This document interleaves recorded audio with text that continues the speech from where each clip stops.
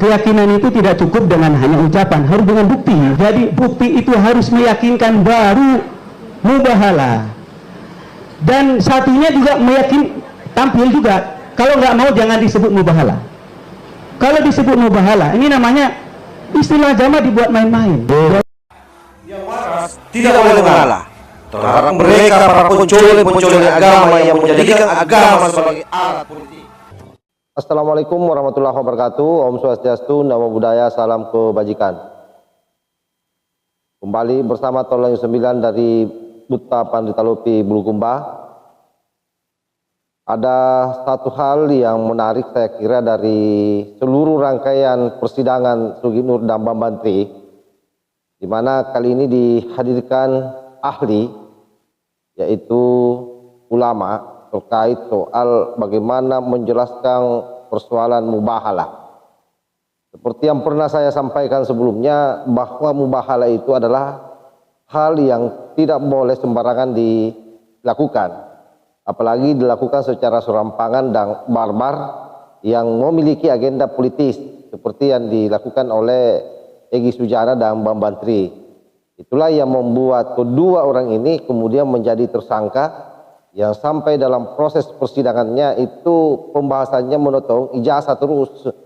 Nah, pada kali ini kelihatan seperti video yang saya lampirkan di awal itu, bahwa saksi ahli jelas tegas mengatakan bahwa mubahalah itu adalah mubahalah yang dilakukan oleh Sugi Nur dan Bambantri itu salah.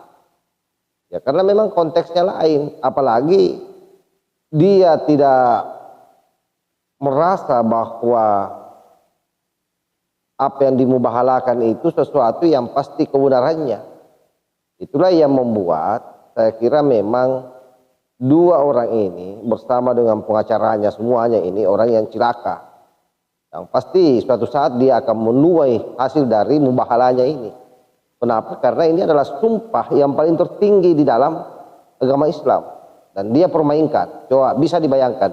Hanya karena ingin menjatuhkan Pak Jokowi, lalu sekonyong-konyong melakukan mubahalah secara barbar.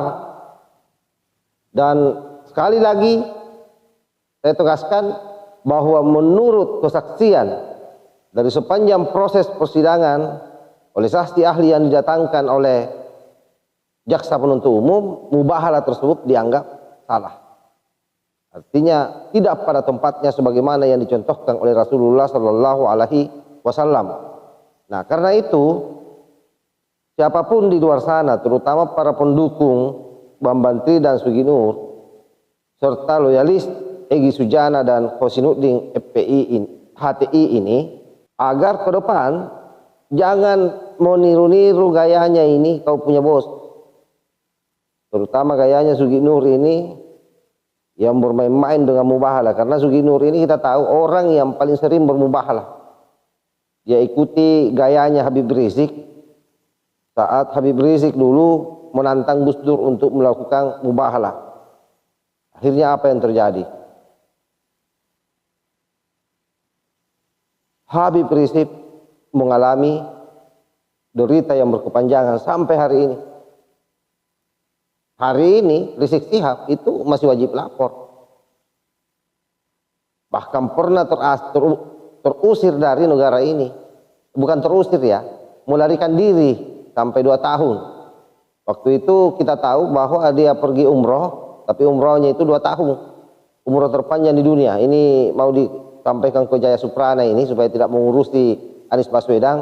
Dia urusi ini bagaimana supaya Habib Rizik mendapatkan rekor muri sebagai orang yang pernah melakukan umroh selama kurang lebih 2 tahun.